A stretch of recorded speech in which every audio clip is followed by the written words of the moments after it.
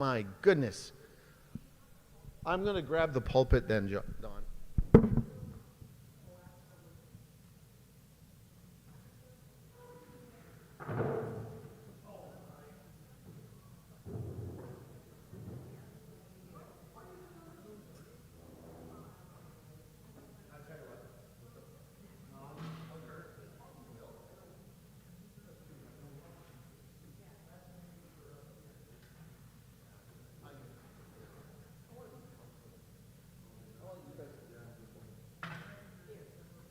Now, this will keep you in one place, more or less.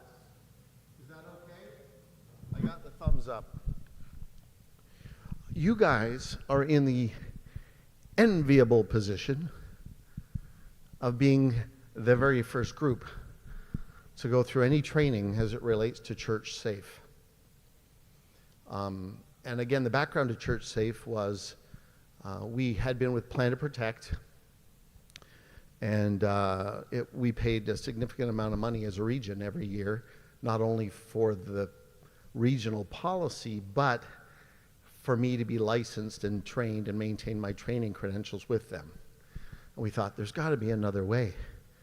So over the last couple of years, I had to redraft an entire policy and be careful not to impinge on any copyright. So this training also had to be developed so that no copyright would be infringed upon. So you're going through, I'm going to be making notes as we go, because I also have, this is going to be a learning process, but we're going to hit all the high notes and make sure that you are adequately trained for what your role is. My hope is that we'll be able to get through this fairly quickly. I think as I look around, I think everybody's been through this training previously. And so you don't need a lengthy, exhaustive course to orient you to what you already begin to know. This is going to be like a refresher course. You may still come up with questions, and I'm going to leave some time at the end where we can dive into specific scenarios, question answers, so that together, if there's specific things you want to address or have clarity on, greater clarity, then we will address that, hopefully at the end, because otherwise we could really get going, because up here I've packed more than an hour, but down here I'm trying to keep pretty tight to that time frame just to honor your time, so thank you. As we begin, let's again turn to the Lord. Father, we are here. I'm thankful for each person that is here.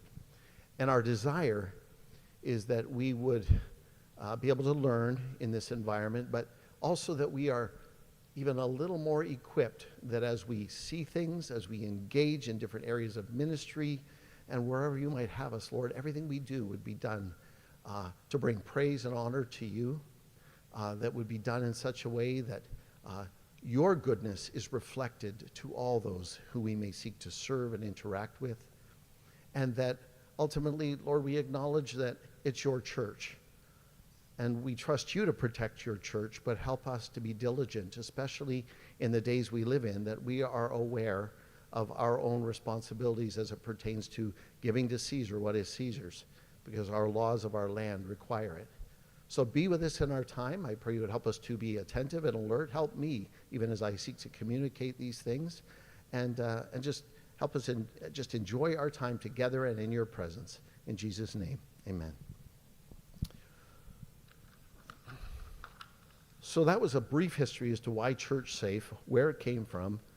I'm not giving you PowerPoints today because, truthfully, I have not been able to get all that together in light of other things I've been doing, so I am sorry for that. But we're going to just talk, and we're going to use our imaginations a little. Has everyone to this point, I mean, there's a copy on your table. Have you been able to even look at it previously, or this is all going to be new for you? Okay. Because I'm making specific reference to your policy as well as we move through it. My notes will not necessarily be in the same order as your policy document. It's maybe arranged a little differently, but we're going to try to make sure we touch on all these elements. I mean, ultimately, John Joseph Powell said, "It's an absolute human certainty that no one can know his or her own beauty or perceive a sense of their own worth until it's been reflected back to him in the mirror of another loving, caring human being." Often it's the reality of who we are, how we're created. We're created in God's image. We all have worth. We all have value. But often we are unsure of what that value is until maybe God might reflect it back to us through our relationship with him, or it's reflected back in those that we interact with, those, especially those who are dealing with perhaps vulnerable populations or dealing with children, dealing with youth, especially as they grow and mature and go through awkward stages and all these things. Having that loving individual reflecting back their value and worth is critical. So therefore, it becomes just as critical that we are aware in how we conduct ourselves and how we do interact with those persons. We are going to, I mean, you all know who I am, right? I don't need to introduce myself. You know I'm Chris. I appreciate the reference to Dr. Chris because, yes, it took some time to get that, but I'm Chris. I think there's only about 3 people, maybe 3, that I would say, no, please call me doctor. But that's just a bit of a joke between us. Today we're going to look at and to be reminded and perhaps informed in some areas of who needs protection and from what. Now, although this can vary, we want to become more aware of these various aspects, especially as God may bring other people into your circles. You know, even hearing today about the 0 to 4-year-olds coming in and all the different mums and different people that you may then come in and encounter your church and the volunteers that are here facilitating. You know, all these things all play into a factor. I mean, if you met my granddaughter, she's going to be a whole nother type of scenario because she's 5. She's starting Canadian Ninja Warrior training this week. So I don't know what she would look like in here. She'd be climbing over whatever she could get her hands on. And well, I don't know. So how do we deal with all those things? How do we love these people when we can't even reach them because they've climbed somehow and they're up on top of the basketball standard?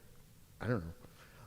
So we're going to look at this. Recognition is going to be one aspect. We're going to try to recognize what is this all about. Too often, especially in church groups, we assume that nothing could ever happen here because it's a church. It's a place of trust. So we assume that, it's safe. That can actually make a church more vulnerable because we may be unwilling to see things as they actually are. Now, right now, there is an ongoing court case that I'm aware of where there are 2 very trusted individuals within a church community that have been charged with various forms of abuse. And it's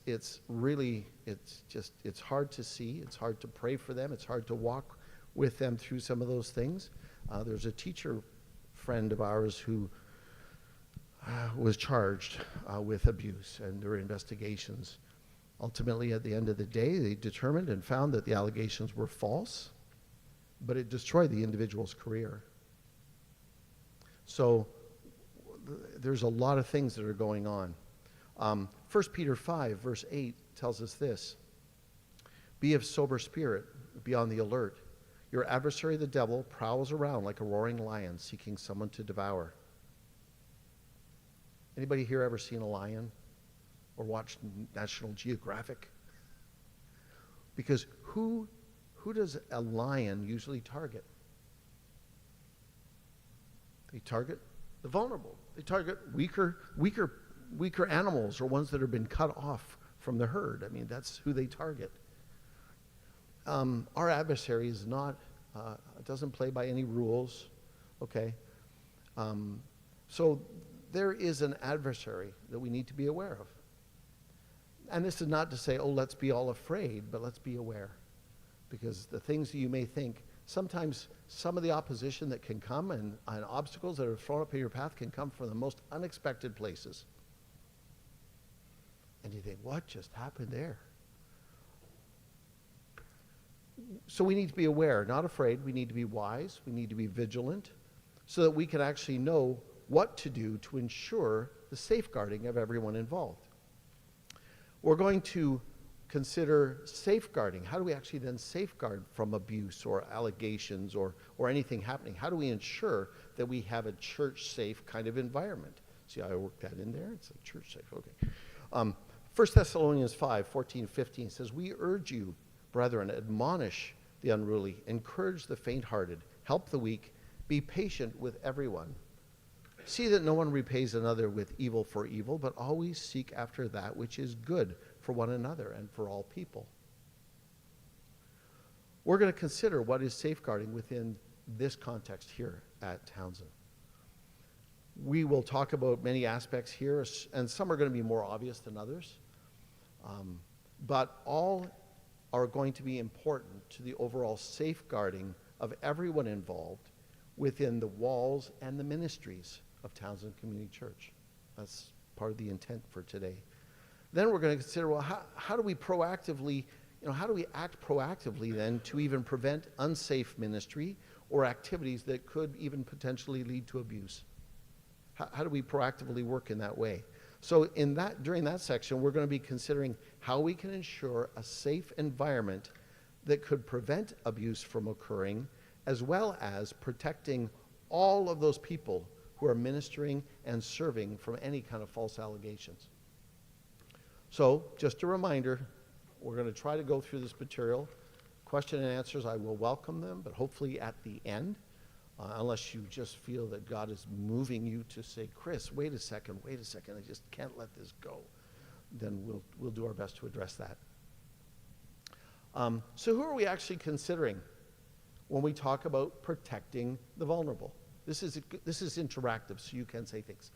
And I will repeat them so that it gets recorded, because I know that people who are not here may have the same question. So who are we considering when we are talking about protecting the vulnerable?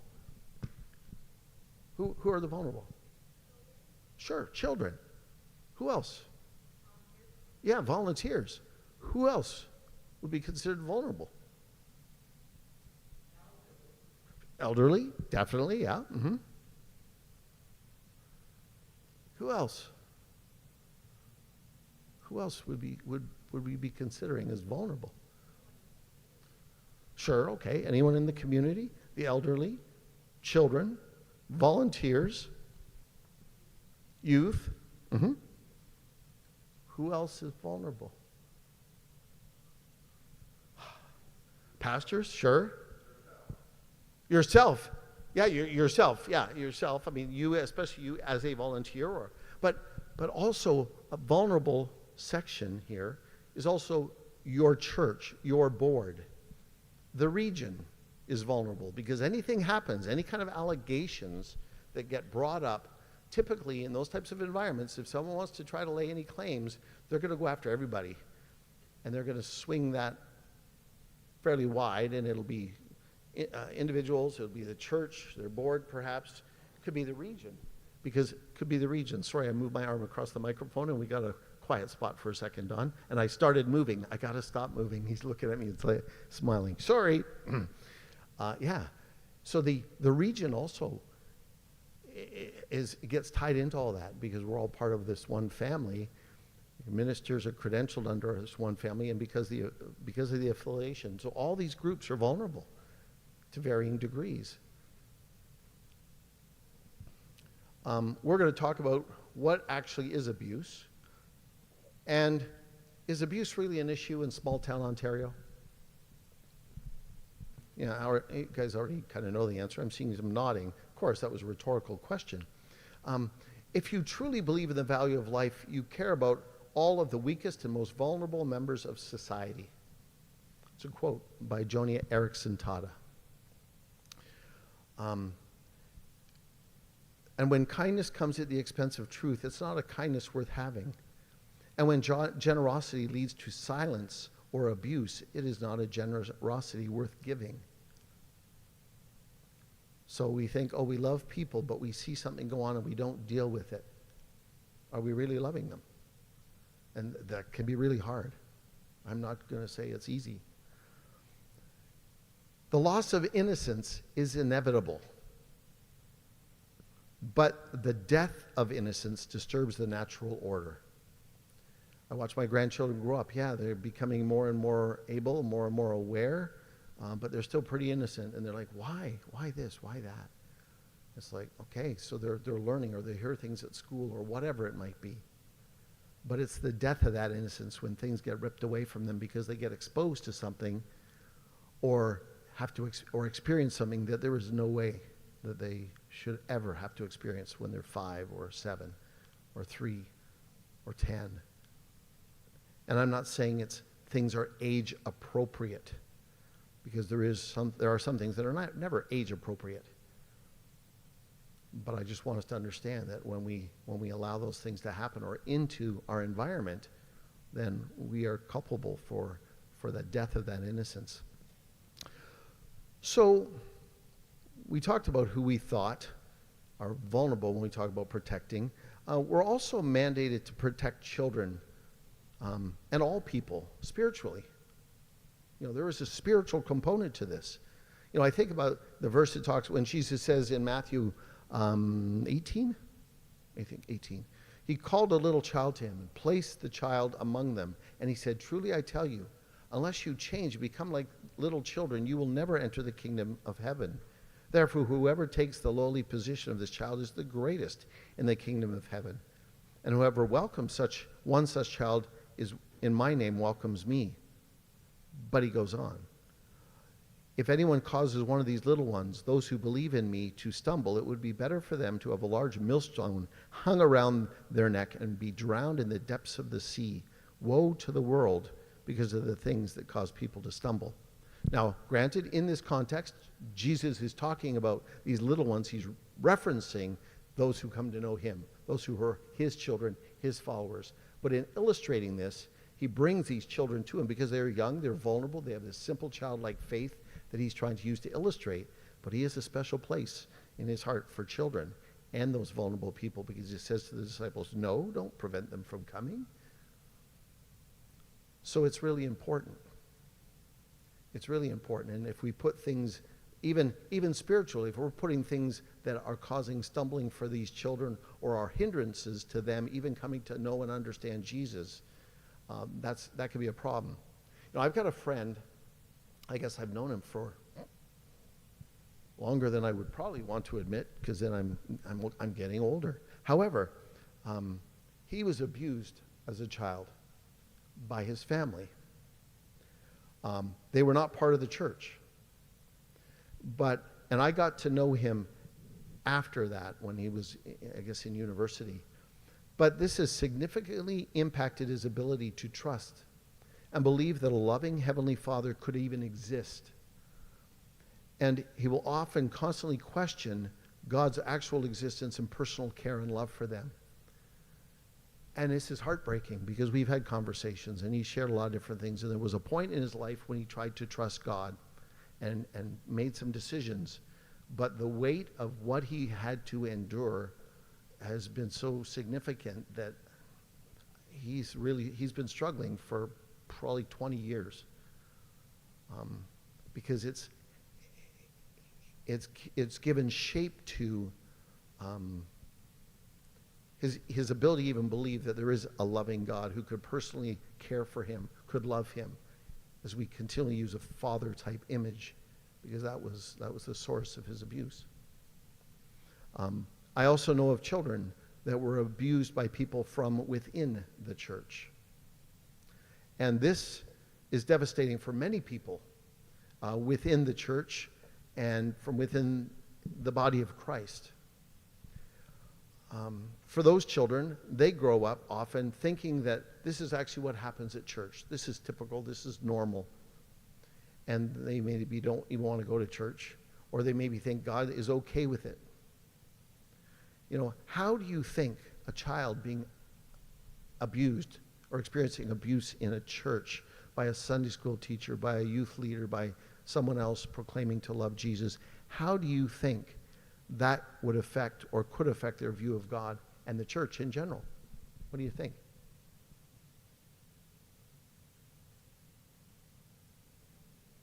Negatively, yeah, that's an apt description. Negatively. but it would probably put them right off church and off God, and they think if God's okay with that. And here's the thing. This really, really, really bugs me, okay? And I say this really bugs me because when I started in my role with the Church of God, my little sister called me up expressing concern. And her concern was she'd been talking to her friend. And I'm like, and they related a story to me. And I'm like, no, okay, I learned there's a number of Church of Gods. And we don't have a church there. I've since found out in the last couple of years, we did have a church there. And it was our church. And the impact that had upon this young woman, I mean, she's never gone to church again. But that was her experience in one of our churches. And it makes me very unhappy. Now, I wasn't around then. And it was not, from my best of my understanding, it had nothing to do with any of you. But it happened in one of our churches. So I'm quite concerned and quite passionate about this particular subject, even more so now that I've learned more of some of our history. So yeah, it's as I see the impact that it had even on that one child and someone because of personal knowledge and initial concern, I discovered, oh, yeah, that was us. And it turned them right off any kind of church, God, anything else. And it's like I'm just praying that God would somehow overcome our inability to actually love the way he wants us to. So that kind of bothers me. Now, children touch all of our lives. We have the opportunity to sow seeds into the next generation. And there is nothing more important that we can leave on this earth than a legacy of faith, hope, and confidence in our God. That's why we're here. And as we go through different stages of our lives, as I approach more senior years, then I'm much more concerned, I guess, about legacy when I'm younger. I have a different outlook and a different mindset. But ultimately, children touch every aspect, and so we are engaged with them at different levels. And it's important. Everything we do, everything you do as volunteers in different capacities is significant and important. And you touch lives in powerful ways, and sometimes you may not even understand when you're cleaning up maybe spilled paint or who knows what. Moms see that. Little kids may see that, And it's powerful because they're watching. And it's not like they're watching and say, oh, I'm going to see if they really love Jesus. I'm going to push this paint over. I hope that's not the case. But what they're going to do is they're going to see a spill, and they're going to see someone come up and care for them and treat them well still, and they're going to clean up a mess, and mom will notice, and the child will notice, and think, wow, that lady was really nice. That man was really nice, and they did this, and oh, they did this for me. Then one day they'll start to put it together because God helps them. And they're like, oh. My grandson, he's getting into hockey family. It's kind of going to be, it'll be what it'll be. But his coach came to him one day. He said, at the end of the practice, he said, thanks, coach. Thanks for teaching me. The coach said to him, I will teach you anytime. You know why? He said, it's like, that's your superpower. You listen. So you're coachable. I can teach you things, and you try hard, and you ask, and you're learning, and you're trying to apply it. You're coachable. You're teachable. That's your superpower. My grandson said, you know why that's my superpower, coach? Coach says, no, why? He says, because I love Jesus. So even the people that you're influencing, when they come to know Jesus, they too have a voice, and they model things based on what they've observed in your life. Because it never stops. They're constantly watching. They're mimicking. They're observing. So all these pieces all come together within the role of volunteers and ministry and service. They never stop. You see it with your own kids. You see it with grandkids. It's like they're amazing little mimics. But they learn. They take it up like sponges. So vulnerable adults, when we did our previous training, that was an area that we didn't spend a lot of time on because typically it can be obvious, But we need to be more aware of this sector. The laws are different as it pertains to that. In Ontario, a vulnerable adult is typically an adult 18 or older who often relies on others for daily living needs due to age or illness or physical disability, maybe a cognitive disability, making them susceptible or more susceptible to abuse, neglect, or exploitation. They often may have reduced capacity for self-care or self-protection.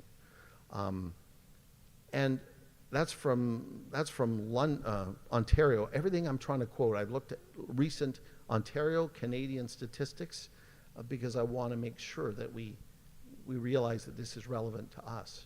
So who might this include?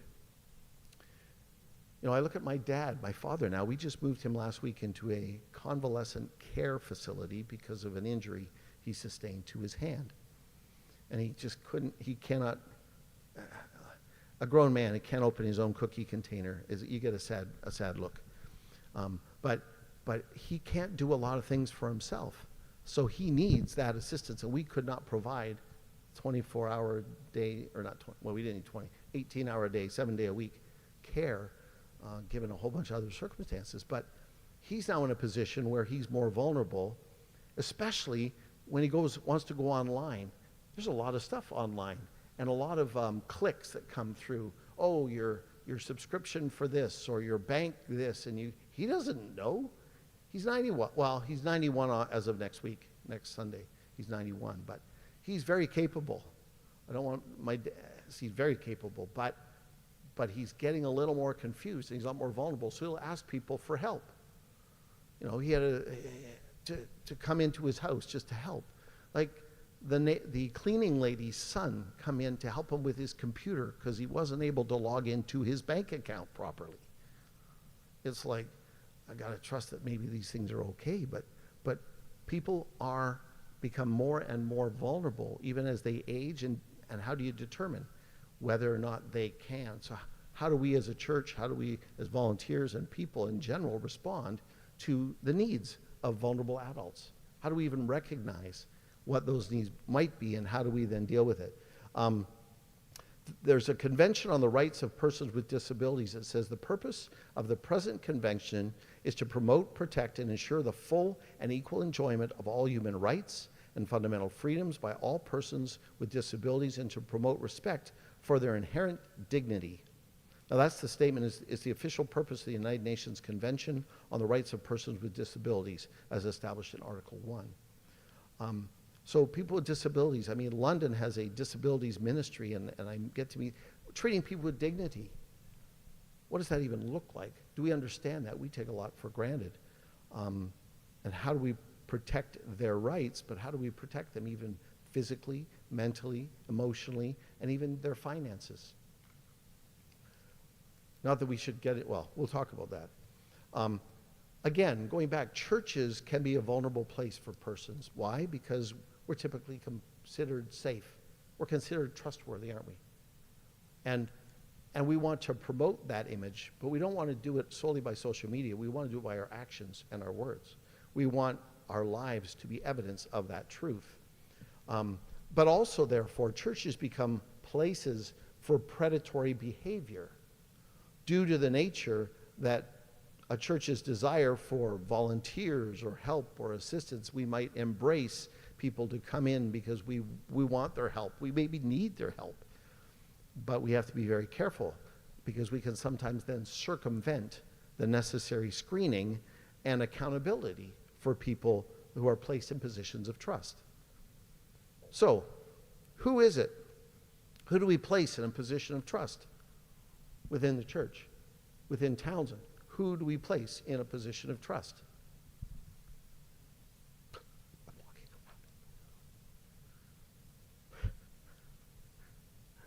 around. Us. Who's us?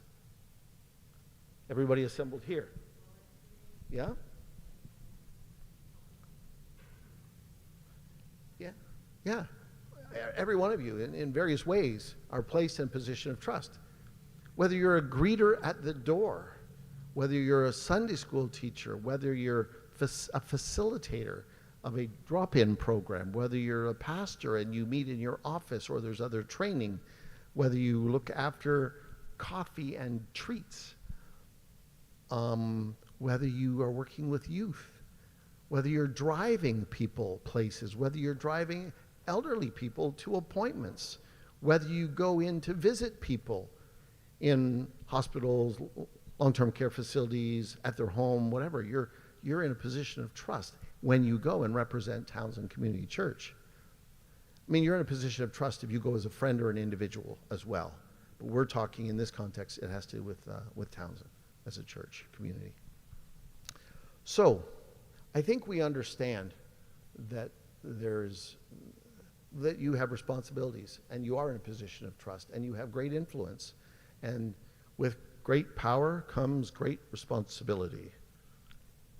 Okay, I didn't write that down. I thought I tried. It didn't really fly too well. A couple of people giggled. I may edit that out. But therefore, it becomes imperative that churches develop policies and procedures that can be easily understood and can be implemented to safeguard the persons who work with and are served by our churches and ministries. You have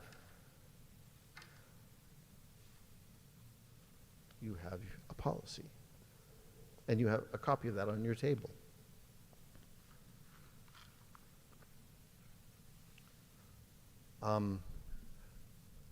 I think we all understand the need for this. However, in Canada, child abuse and neglect are recognized as a global public health crisis with widespread and deep consequences. I think we can all acknowledge that. But most recent statistics show that nearly 3 in 4 Canadians in some form, 3 in 4, they've been impacted by this in some way. 72% have expected child maltreatment, harsh parenting, or they've witnessed violence before the age of 15. 3 in 4. Data indicates that in 2022, approximately 34.4% of current Canadian adults have experienced child abuse. So that takes us back, obviously, but 2022 they did this study and they're like, oh yeah, 34.4% of adults had experienced some form of child abuse. This is not a new issue. Abuse is not a new issue, but unfortunately it's rapidly becoming the leading area of concern for churches responsible for the care and safety of the vulnerable. October 16, 2024 reports that 28.4% of children under 18 live in food insecure households. That's not, I guess it's not surprising, right? Because of everything going on in the world, especially in the last year or so. But they're actually starting to track that more clearly, and that's continuing to increase. 1 in 5 kids, 20% in Canada, have diagnosed mental health challenges. 2/3 of Canadians reported experiencing maltreatment, including physical and or emotional abuse before the age of 15. Police reports of online sexual exploitation of children has nearly tripled since 2014. Tripled. Sextortion reports, they're using internet and phones and all this kind of stuff. It's increased by 150% since June. 150% increase since June of 2022. And online sexual luring reports have surged 815% in the last 5 years. It's just kind of staggering. Hospital stays for children under 4 have increased by 32%. That's due to, they attribute it to what they called respiratory illnesses and other things. Some of it was related to people smoking in cars with young children. It's like, that's against the law, but there's so many changes that have been happening. Children homicide and filicide are significant threats to children's survival, with 40 children homicides reported in 2022. So homicide and filicide, so they kill one of their siblings. It's like any number there. It's like we got Cain and Abel all over again in some instances. Now, in 2014, these are older stats, but the reports, other reports indicate the same. But there was 53,647 victims of police-reported violent crime. They were below the age of 18. Children under 12 years of age were most commonly victimized by a parent, that's 38%, or an acquaintance, 35%, and rarely by a stranger, 10%. Senior victims of family violence, that is 65 and older, were most commonly victimized by a grown adult child. And I could go on and on and on with data, but regardless of age, regardless of gender or relationship of the accused to the victim, physical assault was the most common form of family violence, experienced by nearly nearly three quarters, 73%. The family violence against children and youth, that's 73% of the violence was from families. And I could go on and on and on. I'm not going to. I think you get the idea. So then the question becomes, what kind of standard then does God call us to? From our scriptural mandate and witness, it's to care for and protect the weak and the vulnerable, right? It's for our demonstration of and participation in the reality of God's kingdom here on earth. And if we believe that God's kingdom is ultimately, and I think we saw it earlier, it's going to be a place, no more crying, no more death, no more fear. I mean, ultimately one day it will be idyllic. It's a return to that Eden state, if you will, here on earth. We're not going to experience that fully until Christ returns, but when people are in Townsend and a part of this ministry and a part of your programming, this is going to be the closest thing, Lord willing, closest thing here on earth that they're going to experience that's going to be pointing them to that one day reality that we'll have with Christ. Does that mean we're perfect? No, no. Which is why we have different policies. We have procedures. 2 are better than 1 because we have good return for our labor. So we're there to help one another because sometimes Philomena and I were babysitting and I really need a break because physically I can't keep up with them. But other times it's like, because they're both running in 2 directions. So you need a break. So it's good to having that help. We have that within the context of your ministry, within the context of your structures, your plans, your policies. Okay? Abuse. Does everybody remember? This is a bit of a test. Does everyone remember what the definition of abuse is from your previous training? Or anybody want to take a stab at trying?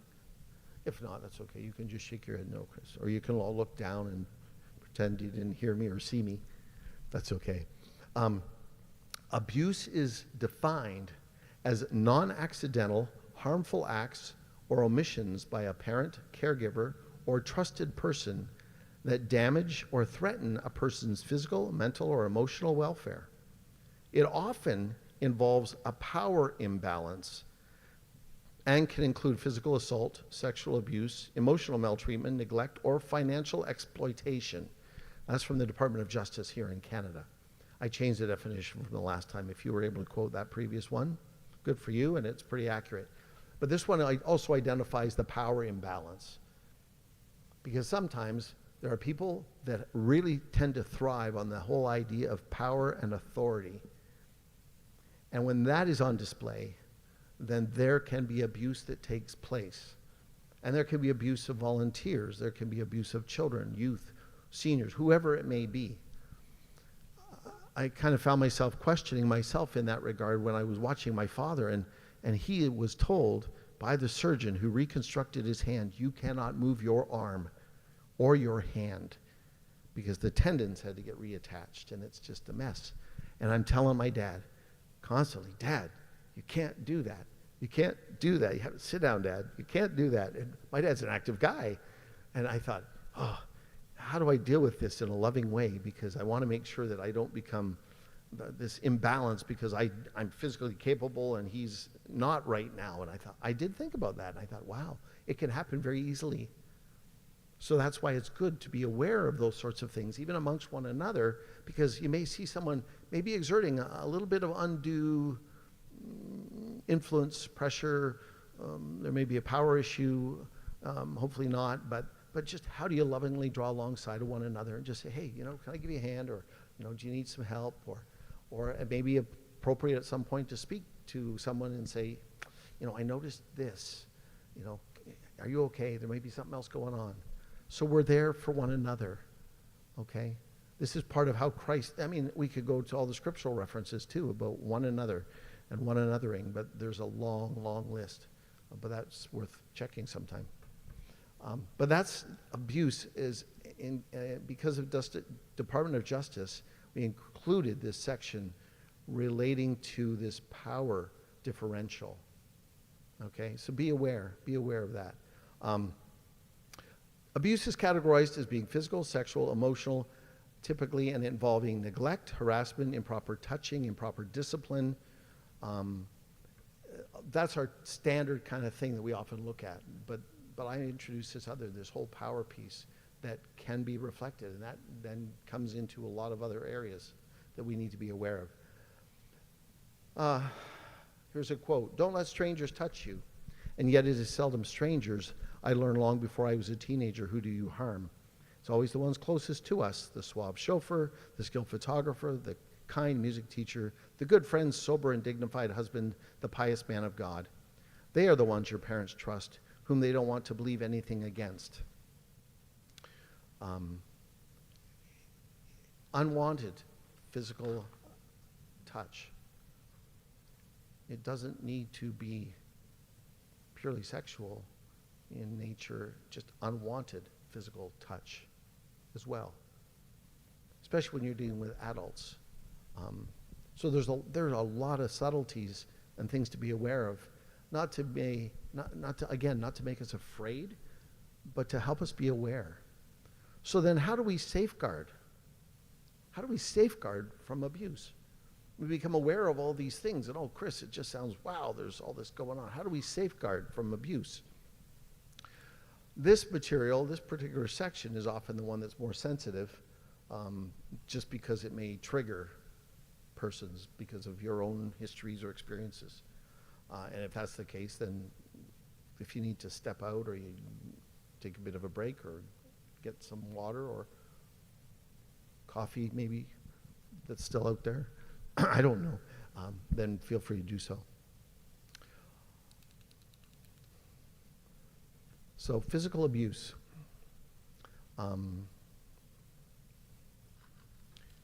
Within your policy document, we don't talk about all these definitions, but we do talk about what is appropriate in terms of appropriate touch. It's in section 3, section 3.4. If you're looking to touch or instruct a child, it talks about bending down to the child's eye level, speaking kindly, listening to them, taking their hand, and leading them to an activity, not forcefully dragging them, but you're leading them to an activity. You might pat a child on their head, their hand, their shoulder, or their back to affirm them. There's different types of appropriate, what are considered appropriate touch. Sorry, lowering the microphone. I got to make sure I'm mindful of that. But then there's also things there that classify inappropriate touch that you're responsible to read and refer to, so you know. My intent today is not to read through your whole document, but you need to be aware of this document and its contents. If you have questions, by all means, read the manual, ask the questions of the appropriate person, which I would think is Betty. Okay, and you all know who Betty is, so call Betty. If you really need to reach out to me for other questions, ask Betty. Betty will probably reach out to me with other questions as they navigate all these things. But I got home yesterday from a meeting, and I dropped something off at our daughter's, She turned around and was walking away from me. I said, "What happened to you?" Because I see these big, round welts on her back, these marks. What happened? My first thought was some kind of giant octopus with these big, round sucker tentacles. That's not what it was. Oh, she said, "Dad, that's cupping. Something a physiotherapist or somebody does." And I thought, I've never seen that before. It looks really bad. Oh, well, they do that and it goes away quickly. But you first see it, and you really wonder, oh my. And that will lead us into another piece in terms of how do we respond. My response, aside from initial horror, was, what happened? And that's a non-leading question. Okay? What happened? It wasn't, did an octopus get you? Because then I'm giving her a leading question. Okay? There's a difference. We want to ask non-leading questions to try to understand. I didn't do good. I did not do a good job of containing the expression, because I reacted. I probably should have said, "Oh, well, that's kind of interesting. What happened? Can you tell me about it?" I didn't do that. As a father seeing those marks on my daughter's back, I thought, what happened? We want to be more self-controlled. I failed at that yesterday. But cupping, okay, just so you know, if anyone's going through physical therapy, there may be. But physical abuse. Here's a tension. And I was thinking about this, but they said 34% of adults in 2022 identified as victims of abuse. Part of the challenge in that regard is that society has changed, culture has changed. 20, 30, 40, 50 years ago, what was considered acceptable in terms of corporal punishment today would be categorized as abuse. For anyone who may ever have received a strap from a principal or a ruler or things like that, those are classified as abuse. You cannot implement a strap, a white woven strap or a blue rubber one. I saw them. Okay.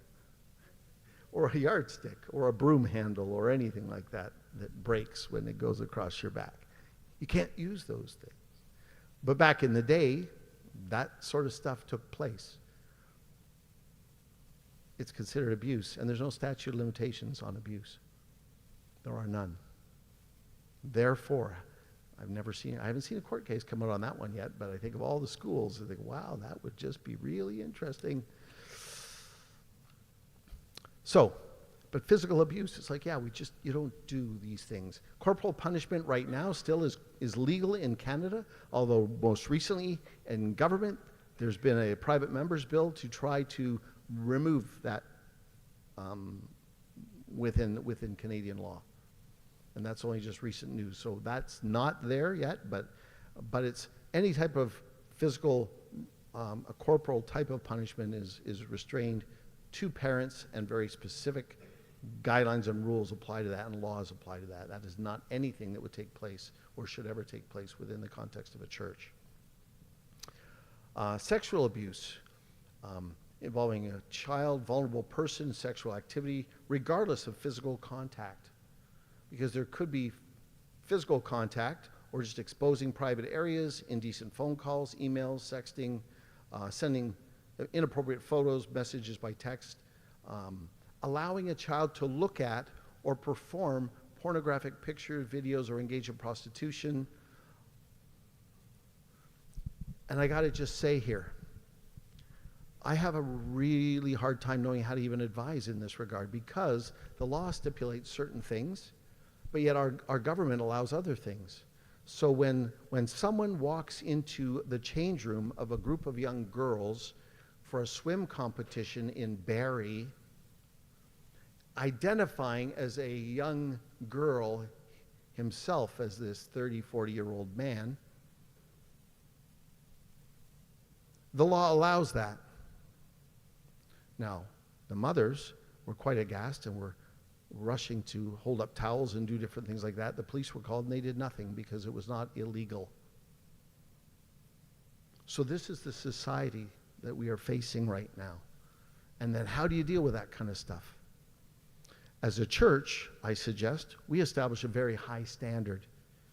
And that's like, you know what? The law may say, well, if someone comes in identifying that way, this is within the context of our church. This is not permissible.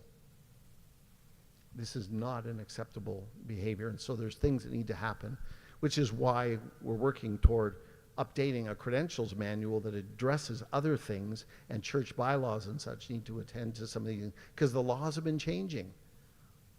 And how do we proactively work in such a way that we can still function, do ministry, not be afraid, and yet know proactively how do we deal with some of these sorts of things. So that is just something. Emotional abuse. Emotional abuse are behaviors that damage self-worth or mental health, including bullying, threats, rejection, or isolation. There's a lot of other pieces that wrap into that. Is that a, okay. I saw a hand and I thought, is that, yeah, that's good. That's good. But emotional abuse is another real thing. And how do you define that? It can be very subjective. But what we have is basically behaviors that will damage self-worth or mental health, including bullying, threats, rejection, or isolation. It becomes really important that you have clear standards with regard to bullying and all these other types of things. Now, the neglect is another one. It's the failure to meet someone's basic needs for food, clothing, shelter, sleep, medical attention, education, and protection from harm. And this can occur when caregivers do not know about appropriate care, or when they cannot adequately supervise, or when they are unable to plan ahead. This is from Positive Parenting and Children's Aid Society 2006. Basically, failure to provide basic necessities like food, shelter, clothing, or medical care. Clean air. It's neglect is not providing clean air, like you're smoking in a car with a child is considered neglect, and it's against the law. So again, it's has to do with failure to do this. It's not based on them not knowing. And I think I used the illustration before, or here's one you could probably easily relate to. This past winter was cold, and there was snow. And so for anyone new potentially moving into the region or the area, and they send their children to school wearing regular running shoes and maybe a thin coat, they may not have the ability to provide those necessities, or they've recently moved into the area, or they're unaware. It's like, oh, it's snow, it's nice, but they don't think about cold because that's not something you typically are accustomed to. Okay, things can happen quickly. I was in Sudbury a month and a bit ago, March break, I was in Sudbury, and that's when they had a big storm, and they got like a couple feet of, I don't know how many feet of snow in 18 hours, and freezing rain. The plows couldn't even push it. Everybody was stuck, and the city was basically shut down. Well, if you don't know how to contend with those sorts of things, maybe someone might think, oh, well, that's neglect. Well, no, it's like that was a bit of a shock to everyone's system. And if they're new to the country, then they are like, what, boots, even regular boots, the snow was deeper than the regular boots. What are you going to do? You stay inside. You don't go. Church got canceled. There are times that has to happen too. But as you look at each of these things, you start to recognize, well, there are indicators. So what are some indicators? So I'm gonna ask you some questions. Indicators are subtle signs of physical abuse. What do you think? What might be some physical signs of abuse? Mm-hmm. Yeah, marks or bruises.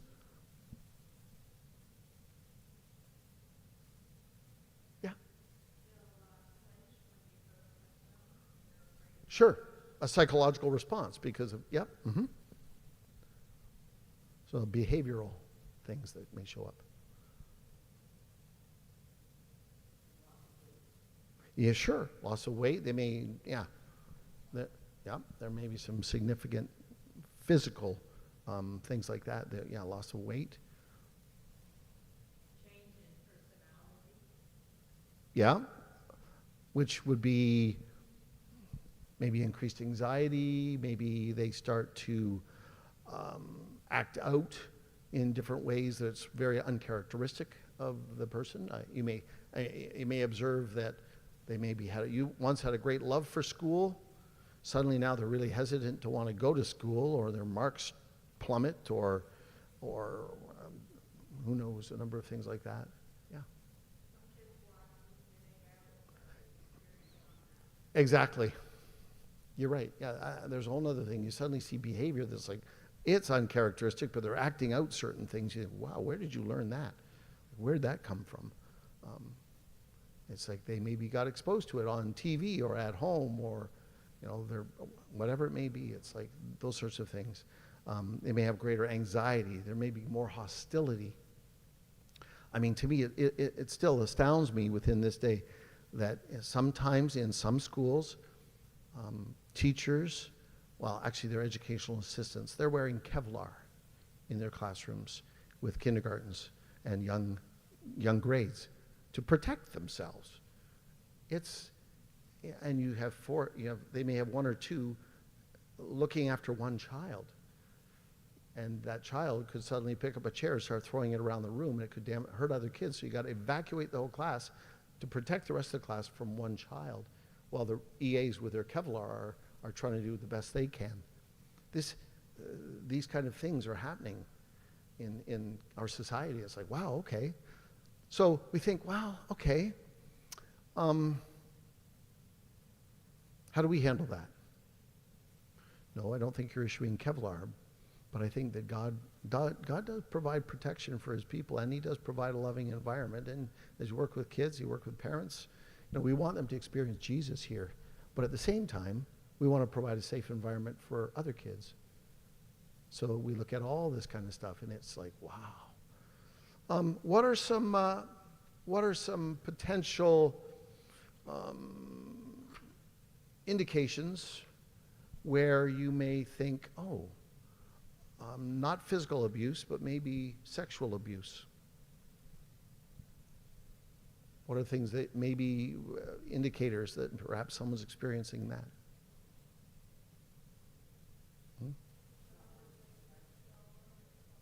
Sure, the child could become more withdrawn and quiet. And Joe? Yeah, they don't want to be touched. They don't want you move toward them. And they'll pull away or move away. And as was pointed out earlier, in terms of even physical abuse, they may start to model similar types of things. They may start to play different ways with some of the kids at school or within Sunday school because they've experienced certain things and they think, well, that happened to me, and I'm trying it out too. Or they may very inappropriately play with their dolls or with toys because they have learned or seen or observed these other things. I mean, all these are indicators potentially of problems. So we need to be aware. So we have to then, we have a scenario where someone is experiencing some form of abuse. And you may notice that they're more withdrawn. And I got to stand here. So then what do? You go to the child, you approach the individual. You don't touch them if they're pulling away, but you may ask a question, which is non-leading. What might a non-leading question be if you were to approach a child that you suspected may have or is experiencing some form of abuse?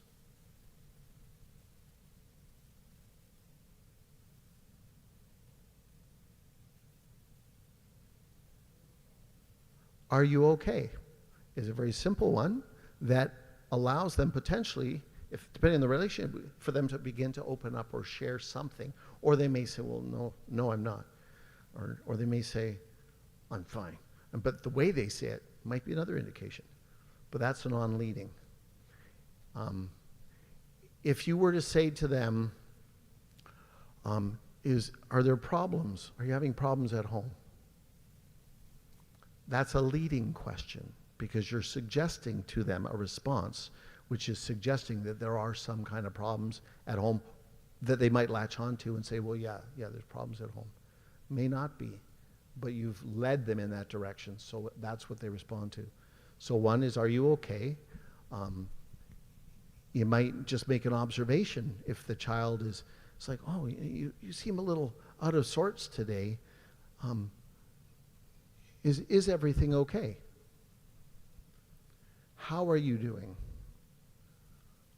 If you observe something like a bruise or torn clothing or some kind of other marks, you might simply ask a question like, oh, what happened there to your neck? Or what happened to your arm?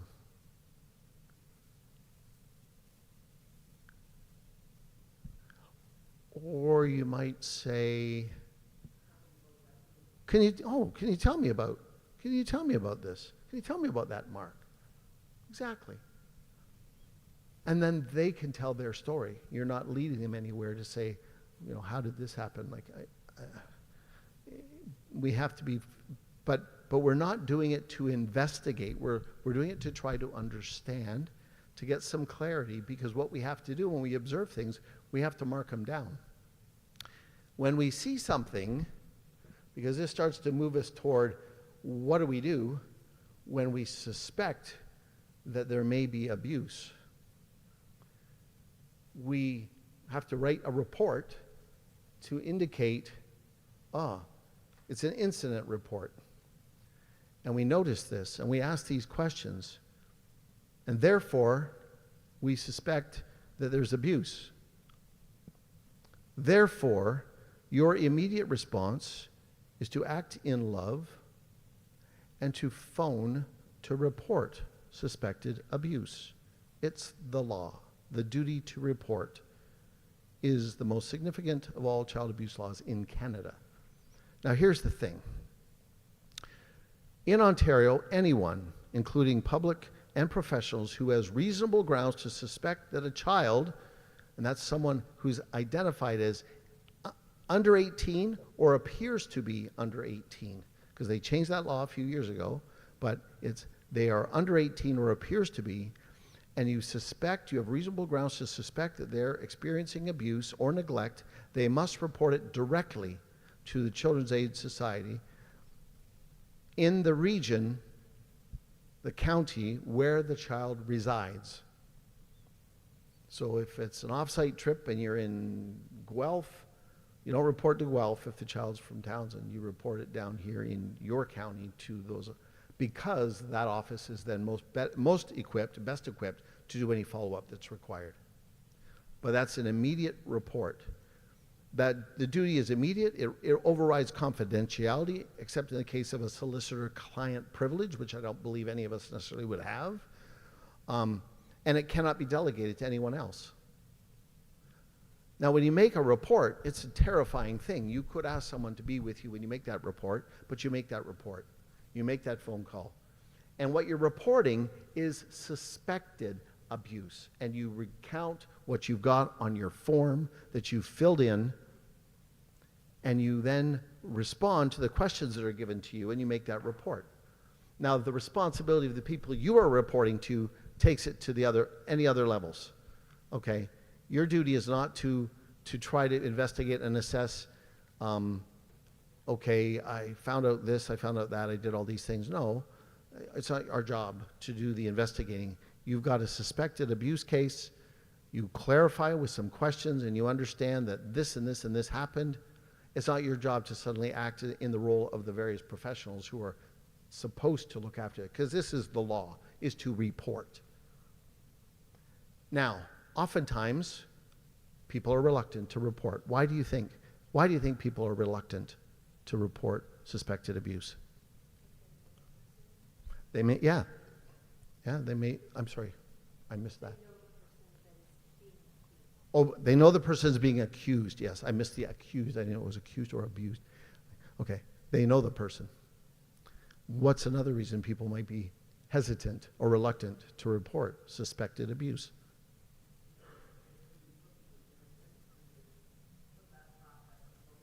Right? Yeah. Yeah. It's a tough thing. But ultimately, it comes down to fear. We're afraid because of what the implications could be. We're afraid of this. We're afraid of that. And it's like, you know what? It's ultimately, if you have reasonable grounds to suspect abuse, you report it. You don't rationalize it. You don't try to explain it away. You report it. Why? Because that's the law. And you have to work with the individual who you call, and they will ask their screening questions and do their process to determine what next steps might be. Unfortunately, we live in the world we live in. There may be individuals you may call that you may relate to or contact with regards to this scenario, and they may or may not handle it as well as others might. But that's the system, and that's their responsibility, and that's our law. There are other, and they will work through their process, and they may determine with a simple call, or they may, it's like, hey, yeah, this is not that significant, or that is not actually abuse that's occurring. Again, the case in Cambridge, I think it was Cambridge, where a dad showed up to pick his kids up from school. I think I've related this one. He shows up to pick and what happens? The police are there. They take dad away in handcuffs. Why? Because the teachers suspected abuse because their kindergarten student drew a picture of daddy coming into their bedroom with a gun to protect them because the monster's under their bed. So they reported suspected abuse. Now, I think if they had perhaps considered things a little more clearly, they may have realized that this was a 5-year-old drawing a picture, and this is their hero dad was protecting him, and there were monsters under the bed. Well, I guess I don't know how I would have thought, how I would have come to the conclusion that dad's coming into my room with a gun. But the police were afraid dad had a gun and was coming into the child's room with a gun. They took him away in handcuffs. It was pretty traumatic. It was a false report. It could have been a squirt. Like I don't know, because I didn't follow up more closely afterwards. But I remember this report. I'm thinking, my goodness, that's just down the road.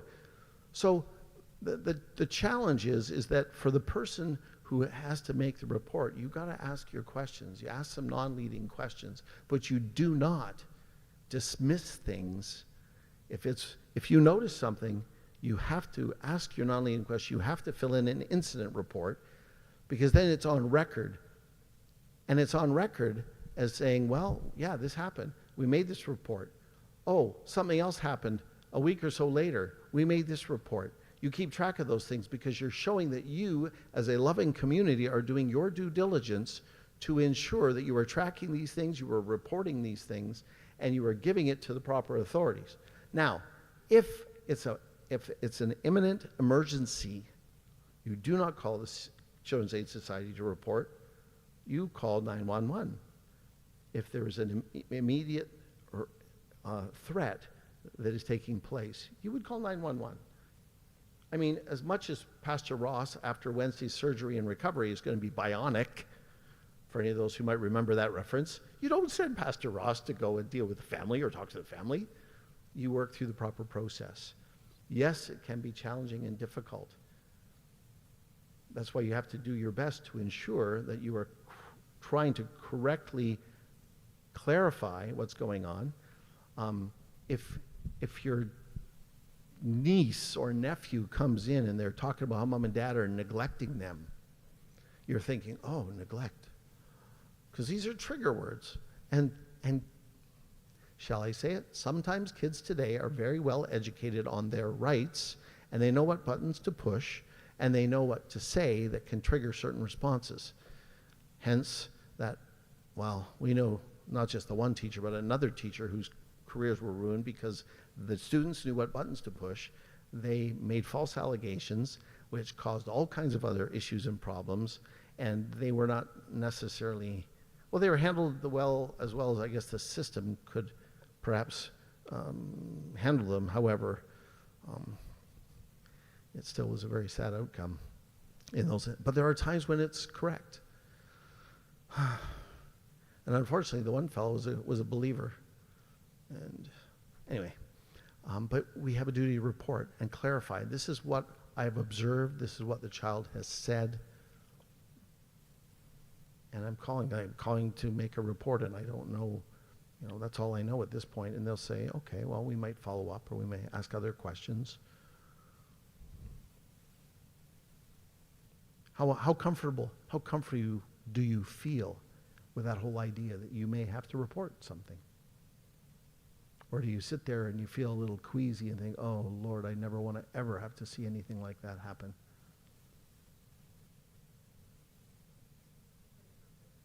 Pretty confident if you had to, you could make a report? Okay, that's good. I mean, I think anytime anyone would have to make a report, I think you feel confident you can do it, but you may still feel a little queasy if you know the people, but it's like, I have to do this because it's the law. And then you get support in prayer, and you report it then. Any kind of reporting that happens, then you would notify probably Betty, and it would go to your board chair or pastor, if I recall from your document. Because they then potentially will have to be involved. And it remains confidential. It's not like, oh, such and such, or this happened, or the church can be such a wonderful place. And if you need to communicate things, sometimes you can communicate really quickly when you want to get it around. But there's other things that you don't communicate so quickly. You withhold some things because things are dealt with in a confidential manner. Okay? But being able to make that report is critical. Now, you fill in the form. Like I mentioned, I referenced the incident report because with an incident report, you also use that form, not just for suspected abuse, but there's an incident report because say something happens in Sunday school. Say something happens at your drop-in with a 0 to 4-year-olds. Say something happens a youth retreat or ladies' day apart or a men's breakfast or whatever it might be. If something happens, you write it down. Little Sally was sick in class today. You just make note of it, the date, the time, who's there, and you keep track of those sorts of things. Why? Because something happened. There was an incident that happened, and what happens if other kids get sick now as a result of Sally throwing up in class? Parents need to be aware. This is what happened. You've got it documented, and you're doing your best to mitigate any kind of further activity or implications of that. So you document it. And those documents, they're kept like forever. That's why you have a big building. You can store these things. Whether you digitize them, whatever you do, you have to store them forever. Because how long? What's the statute of limitations? Should there be any kind of reporting or abuse or suspected abuse? What's the statute of limitations? That's right. There is none. So anyone could come back at any time and say, oh, you did this or this happened to my child in your Sunday school 5 years ago. And you can go back, flip. Oh, we actually have an incident report for that particular day. And yes, there was so-and-so was not well. They were sick. Turned out they had the flu. We didn't know that time, but here's what we did. Parents were notified. This is how we handled it. So, oh, okay. You've done your best. You did your best to mitigate any other risk.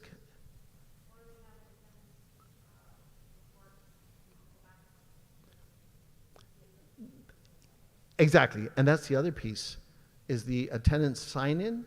This is dealing with incidents, but just practically coming into a classroom, kids sign in. You've got a sign-in sheet. You know who was there, what teachers were there, what teachers, i.e. screened personnel, what children were there, and if there were any observers or any visitors that day, you've got a list of all that kind of stuff. You got to keep all that. And it's like, oh, where is that? Code of conduct, volunteers. I wanted to reference that, but instant reporting, sign in, check in. What article was that, Betty? Okay, yeah, because I'm sorry, I can't quickly give you a reference on that point. But 6.5 talks about the incident, child welfare, contents of the report. That's child welfare report. But in 6.5, church follow-up, discipline, no. Ultimately, at the end of the day, rather than looking at all this stuff, yes, there are reports, yes, there are check-in and sign-in, there's policies, procedures related to children and going to the washroom. There's policies related to, you should try. You keep the door open, or they go in twos. Make sure that you're maintaining protection for that child. You're not there alone, so that they couldn't raise some accusation against you. Ideally, it's a 2-teacher ratio. However, within your policy and within most policies now, I think, some church scenarios do not, it's very difficult to maintain 2 people in every classroom. So you have one person in the classroom, and you have someone who would periodically and randomly go and check, and there's windows in the doors so you can easily see. You want accountability, you want openness and transparency, because things behind closed doors, if you can't see through, a lot of other stuff could happen. And you want to you mitigate that risk. Well, what we've done is this. We have one screened person in that class with the ratio of children. They're in there. There's a sign-in. We have someone randomly who goes in every once in a while just to go check the halls and make sure that, peer into the classroom, make sure everything's fine. And it's totally random. So you're making intentional decisions, and you have policies in place and protocols that help mitigate that risk. Okay? Now, even before all the policy and everything else, what's a really good way to help mitigate risk? Okay, yeah, you're all right. Yep, I see the nods and smiles, and you all know. It has to do with how you proactively screen people in the first place. It's like you get a new person who comes in and says, "Hey, great, I want to volunteer." And you think, "Oh, we really need volunteers." We heard an announcement this morning, there's a need for volunteers. So you may have someone new come to church next week. Oh, great. I heard, or from today, if you had a bunch of new people came in today and they heard the announcement, they're like, "Oh, Louise, hi, I'm so-and-so. I heard your announcement today. I'd really like to come and I could volunteer." It's like, Louise is like, "Oh, I'd love to have some more volunteers." You ask some questions, you discover, "Oh, you've been to church now twice. Okay, well, that's great, but we've got a process for application. And they need to be here for at least 6 months. You got to get to know the people. You work through a screening process. You check references. They get a police background check. I get a police background check now, I think it's every 2 years, to make sure that anybody has questions about whether I'm a criminal history sorted individual. I can produce my form and fill in your applications, and maybe you'll say yes. But you go through the screening process. You ask the questions, you check the references, and you try to check secondary and tertiary references, because I don't know anyone who will give you a reference on a reference form stating that they're really good characters who would say anything other than they're really good characters. So if possible, you try to check a little deeper, because references really are limited. You still have to follow up on those references, but they can be very limited. So if you can get other information, it's like, "Oh, well, gee, you've been at 5 churches now in the area in the last 2 years. Can you tell me about that?" Ask your questions, be discerning, pray, and ultimately at the end of the day, listen to what the Spirit might be telling you. Because God may be trying to get your attention, and that still small voice is saying, "Warning, danger, Will Robinson." Okay, I got one smile. Somebody knew that reference, maybe. Yay. But it's like, so clarify. And if there's anything that's saying, don't just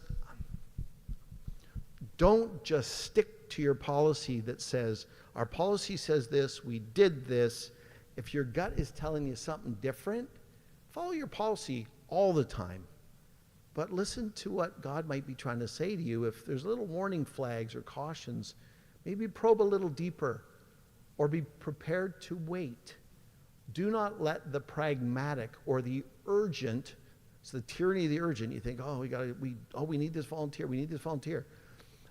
Do not rush a decision like that, especially if someone appears too eager and you really don't know them, and you don't know the history, and you're trying to learn. be discerning. Build a relationship, build a rapport, get to know, because ultimately at the end of the day, yes, you followed your policy.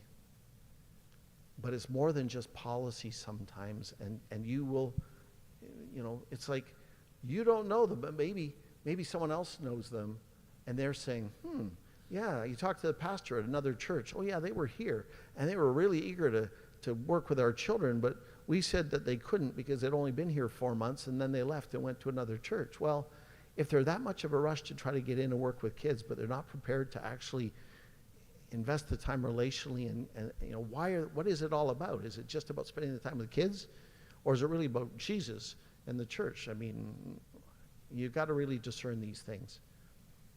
And ultimately, at the end of the day, you've done your checks and balances. If you've got concerns, you'll note those sorts of things. And the person ultimately responsible to say yes, they have that responsibility, but they need all that information, and they need to be able to ask those questions. So don't rush it. Joe. Is this a question? Oh. Okay.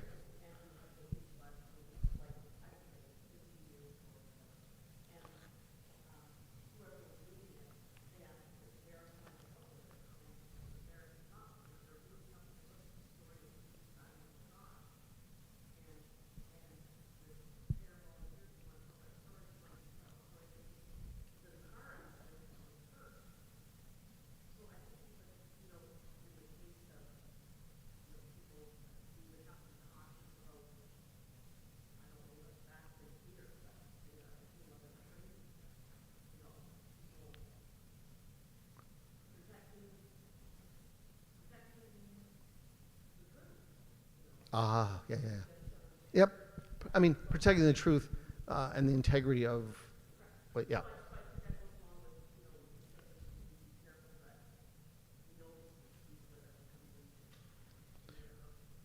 Well, yeah. I mean, that takes it to a whole different level. That's a whole different level with regard to, but when you get into recruiting and training, you get into your reference checks, you get into your interview, you get the criminal background check, you get other records, they go through training. At the end of the day, when they've gone through all that stuff, that still doesn't mean that it's an automatic yes. It may be like, well, okay, we'd love to, I think we might like to have you, and we could use you, but what we'd like you to do maybe is if you came in and spent a little more time with the church, or came in to help as a volunteer with someone, so they're kind of supervised, and you get to observe certain things before you might just sign off and say, sure, good, great, go, you're in, and we're going to sign you in for, like, next Sunday you can look after this class. You have to be wise in how you even apply your own policy in the context and the situations that you face, right? So that's basically the end of a lot of the nuts and bolts and nitty gritty. Because as I said, I've got like this much information, data, and stuff, but I don't want to just go, because you've been sitting for a while, and I appreciate that. Does anyone have any questions? Any specific questions? Yes. Okay. Mm-hmm. Mm-hmm. Perfect. Because that makes the parents responsible for their own children, not you.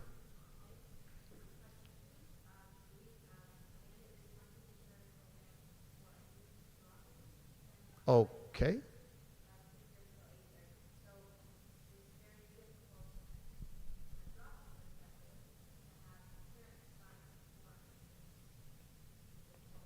Mm-hmm. Okay. I think what becomes really important then, if you're having a youth drop-in program, that you would consider crafting a document that articulates very clearly what it is and why, when it is, and the expectation for the time, and publish it, make it available, and have, if someone was to drop in, have a form that they would have to take home to have their parents sign. I don't know how you would initially launch it, even to make people aware of it, but even in launching it and trying to make people aware of it, trying to include that kind of information and some kind of form that they can have their parents sign. So when they bring it, it's like the parents are aware of what's happening. They're aware that they may be coming by, or even getting a phone call to mom and dad when they first come as you're trying to get things off the ground, so that mom and dad are like, oh, okay, yeah, we knew they were coming, and that's where they are, fine. And a form's going to come home, because then you begin to build rapport with the parents as well.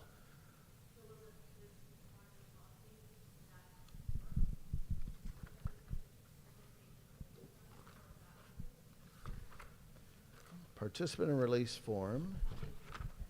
Yeah, flip it. Page 26.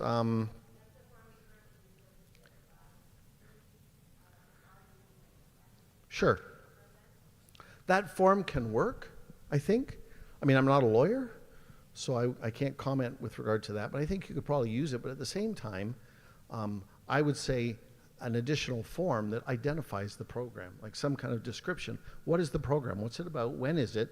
Because the parents, ultimately, at the end of the day, the parents are responsible for their children. You're assuming responsibility by having them come to the program, but the parents need to be aware of what's going on and be able to sign off on that, to say, oh, okay, yeah, I understand what this program is, and I'm willing to let them participate in that. Oh, sorry. Sure. Yep. Oh, I understand. It's not a drop-in then. Mhm. Right. Right. It's like, ultimately, this is something that you guys and your board and people wanting to launch that time it becomes really important. And I would talk to, draft something up if the board's kind of okay with it, because they're responsible for mitigating risk, and talk to your insurance people. The challenge here is, I don't want it to become so, I don't want people to be so fearful, oh, we can't do that because we haven't got a form. But what's critical is the ongoing interaction with the parents, the accountability that we have with the parents. I mean, before Plan to Protect, before ChurchSafe, Philomena and I, we were part of Church Plant. We had kids would just stop off at our house. Their parents could tell because all their school bags were in our driveway, and they were in the house hanging out and doing whatever. We had a relationship with them, and so it was a little different time. But as we start to formalize more youth ministry, for kids to actually be involved, because it was not just, for us, it evolved from just a general drop-in to more. And the parents, we want to make sure the parents were on board. They knew what was going on. They knew where their kids were. They knew how to contact us. They knew when the program was done. Because it's like, oh, I'm going to the drop-in. And the drop-in runs from, say, 4 to 5. But Johnny's not home till 7. Well, where was he between 5 and 7? Because he was no longer a part of our program, and yet we've assumed a certain degree of accountability for Johnny. And when there's a 2-hour gap, it's like, well, where did he go? So I have to think through some of those sorts of things. I don't really have, on the spurt right now, I don't really have a clear response to that.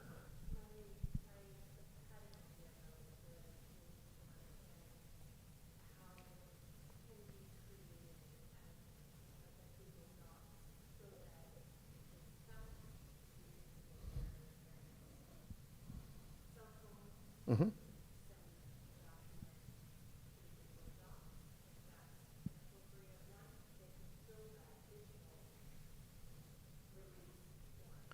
Mm-hmm. Sure. There's a lot of ways to potentially facilitate. Ultimately, at the end of the day, if I understand correctly, it's not about a permission form to necessarily be enrolled in your program. It's about communication with the parents so that they understand where their kids are and that they're under your care for that period of time, and they kind of know what the program's about, and you're saying, yeah, okay, this sounds good. I'd love to have them be there and they can hang out with their friends or whatever. It's not like we have a planned specific activity that says from this time to this time we're playing floor hockey. But you need to be able to identify to the parents what we're doing. These are the kind of activities. And kids may want to start doing other crazy things, since kids can be kids. You're going to have to be careful how you allow the kind of activity that you allow, because the greater, the risk increases, as your supervision, like if you have one person here and you got 20 young people, that can get pretty crazy. The risk increases significantly because you can't keep track of 20 people. If your activities involve greater physical types of activities, or playing hockey or things with sticks or who knows what, the risk increases. And then how do you mitigate that risk?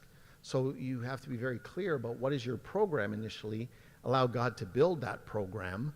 Ultimately, who knows what it could look like, but the parents need to be aware of where their kids are, and be granting permission that, oh yeah, they can come in and drop by, because we understand they're going to be with some of their friends, and we know that it goes from this time to this time, so that if the child is responsible enough to go home from school on their own, and the parents entrust that to them, then the parents can entrust them to leave here at 5 and go home. But they need to just be aware of what's going on and how you are trying to mitigate any risk, the considerations you've made as you undertake some new initiative, without it becoming overly cumbersome. But ultimately, at the end of the day, you're building rapport right from the outset with the parents and demonstrating a sense of integrity and what you're doing. And we used to maybe this is archaic, but back in the day, we used to tell the kids, and we tell their parents, that if you come to us and you got issues with your parents or whatever, you got to know a couple things. One, we're here for you, but the second time, if it goes contrary to what your parents are telling you, we're going to side with your parents, because they're your parents. We don't want it to become a us versus them kind of scenario. And if anyone, I just know that even with our own kids and even with our grandkids, they'll come and ask, and if I say no, they're going to go to the other one. It happens. It's kind of human nature, because they want what they want.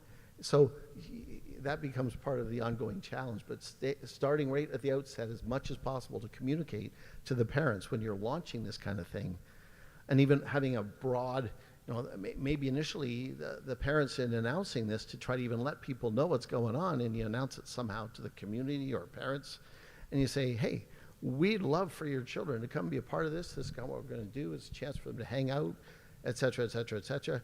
And if you want more information, or if you would like to just initially register your kids so that we know that you are granting permission for them to even initially come, should they show up, know that we'll be sending additional information home with them for you. I don't know, but it's building those relationships, communicating well, and trying to launch things well. And you'll learn things as you go, and I'd love to hear what you learn and how you do it, because it could springboard into other things. Yeah.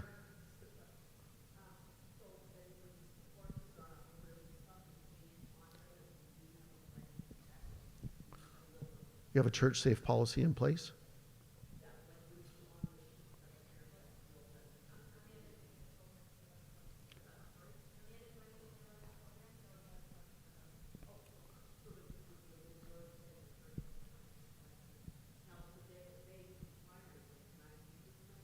Your policy?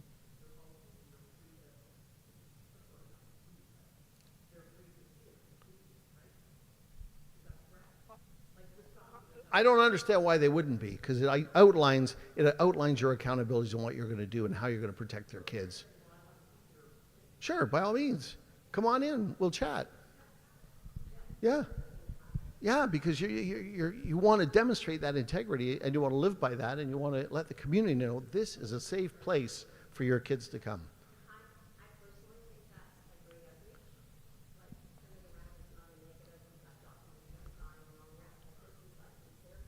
Mm-hmm. Mm-hmm.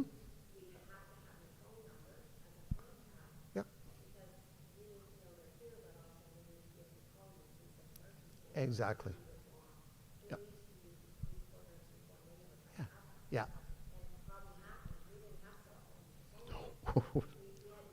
Yeah.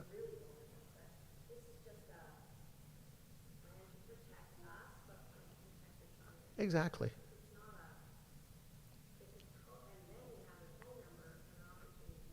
To follow up. Mm-hmm.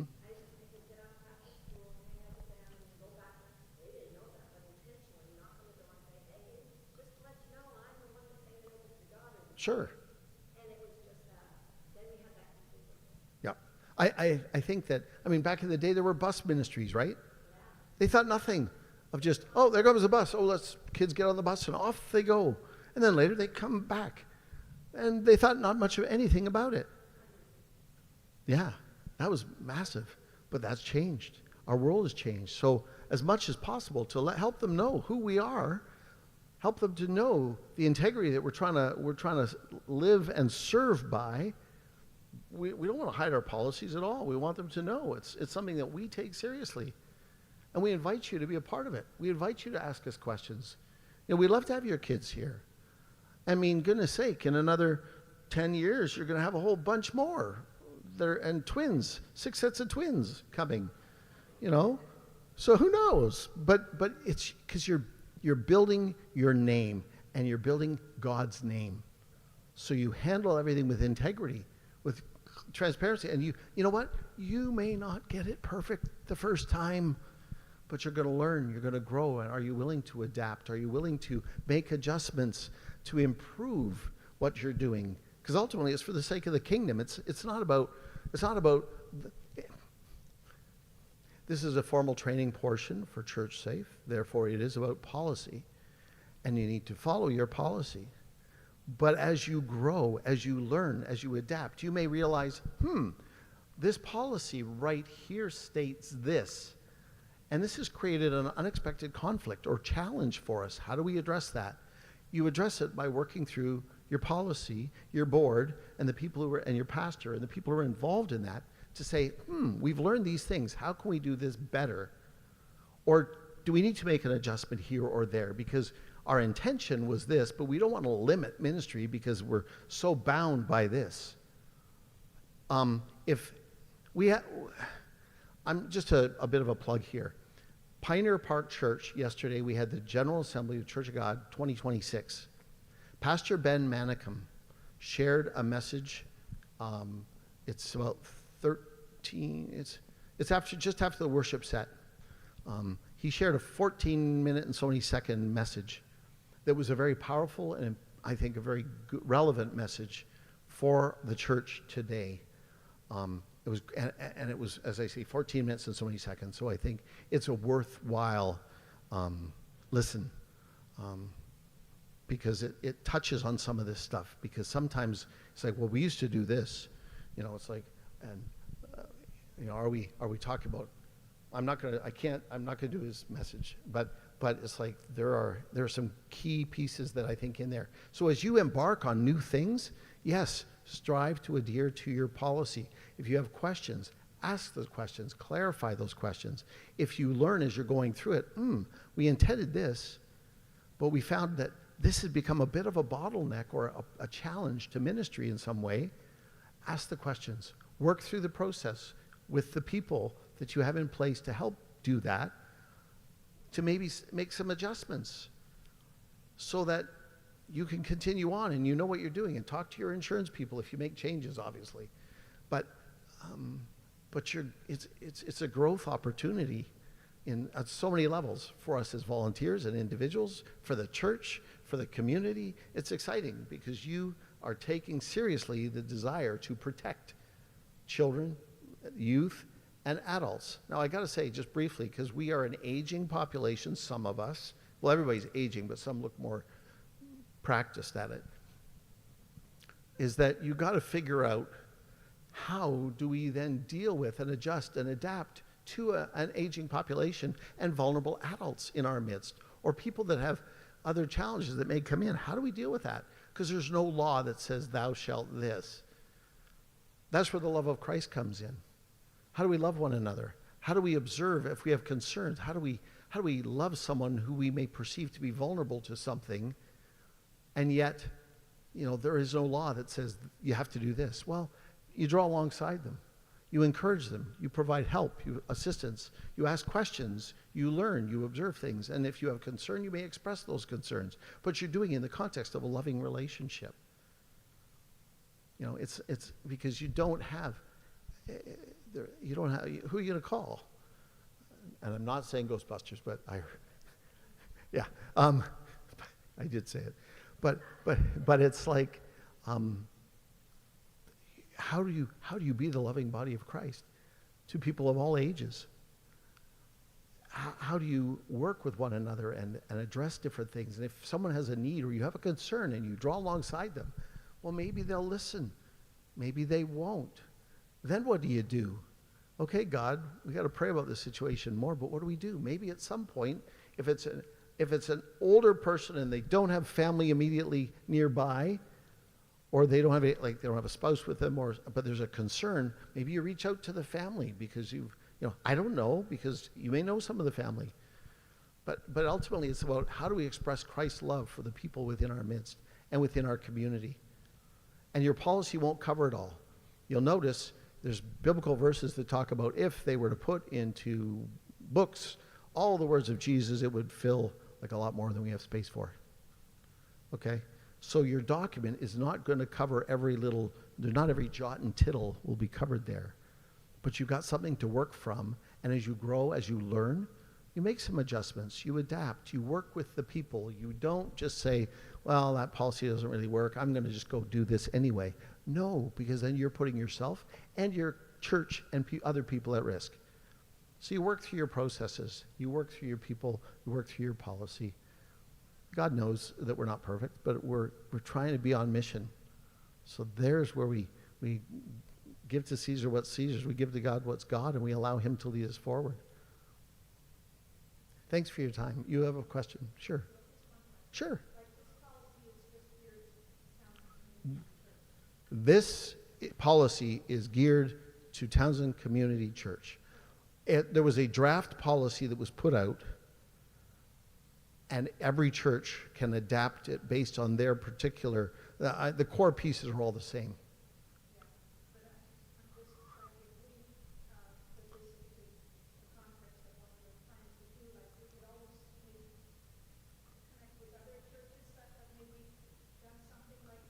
Sure.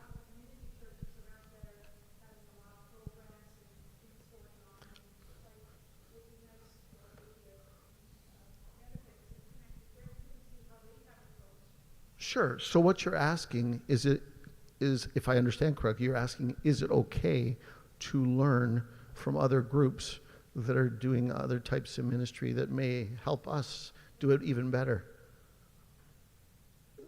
That's a good question. I would say definitely learn and apply and work through your process, work through your people, and as you learn, you may think, oh, they're doing it this way. We can learn from that, and maybe that will fit. And then it's like, does it fit within our policy? Well, it does.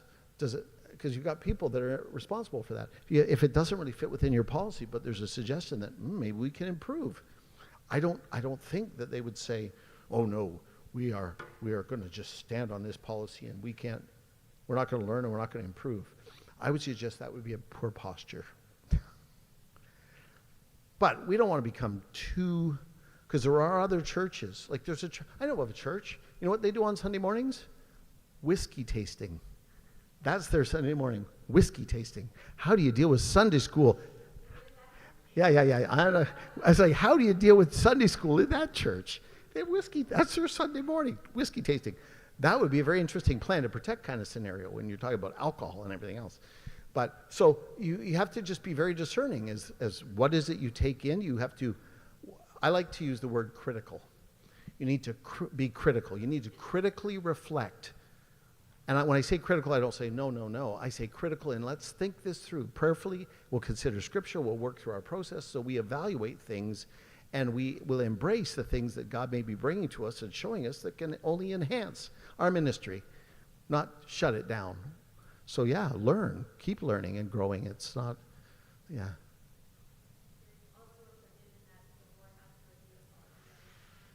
Every September? Okay. Sure. That's good. Now, okay, I'm going to say something there. here's the thing I'm going to say, because all the volunteers that want to serve Jesus, want to be part of this church and serve Jesus in ministry, put your hands up. Okay, now let me tell you something. What I just heard was that the board is going to review the policy every September. Okay? So why I'm raising that is because if the board's reviewing the policy every September, I don't know all the ins and outs and workings of Townsend. I don't pretend to know it. But I want to say this to you as a word of caution. All those people who love Jesus and want to do ministry and start programs, et cetera, maybe it fits in the policy, maybe it doesn't. The tension can be you could be so eager to start this ministry. It's awesome.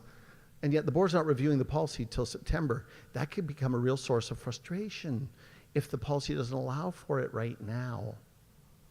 So be patient and gracious with one another as you navigate those types of scenarios, because otherwise you can end up getting into all kinds of conflict internally over things that really, it's like, that's not really helping us move the kingdom forward, because what are people seeing?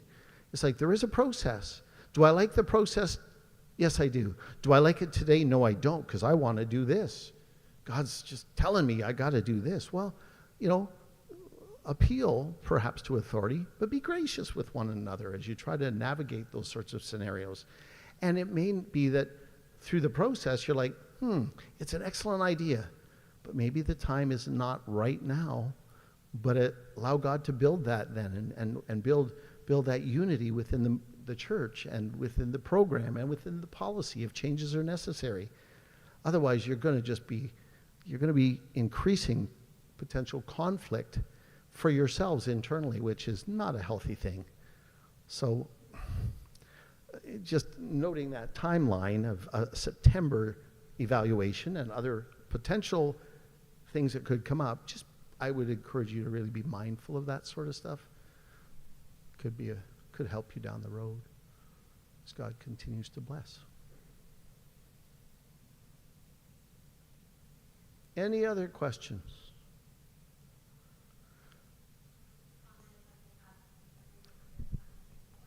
Oh yes, she gave me a copy of this, and I didn't. Was I supposed to announce that? Everyone, there should be a copy of this form, the Appendix A training form, because you are required to complete training, which is what this has been. There is a manual that was on your table. You should all be able to review that manual, read it, so you're aware, because I did not go through your whole manual and all the details. I hit the high notes because you've already received a more in-depth training. But it's a requirement for your church to complete the training portion, to sign off on that, and to be as diligent as you can to read through the manual, be familiar with it, so you can ask the questions and you can apply it. Something I didn't touch on, but I'm going to just briefly, is you have a responsibility for the physical facility. So if you're doing a program, youth drop in, whatever, be aware of hazards that could exist, that could be potential risks for children, for youth, for adults. I wouldn't recommend necessarily a skateboard park in the sanctuary area, but you'll have to evaluate that. But there may be other things like cords. We have an awesome skateboard park in Guelph if anyone wants to come, but I don't skateboard ever. But yeah, so you just be aware of your physical surroundings. Simple things. Are there exposed wires? Are there receptacles, the little plugs in where little fingers can go? Look around, be aware, and then work together to mitigate all those risks. So thanks very much for your time. And any other questions? Ask Betty. Yeah.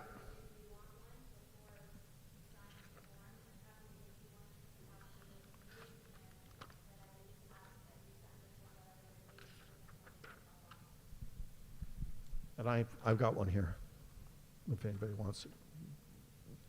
Thank you. Doesn't time fly when you're having fun?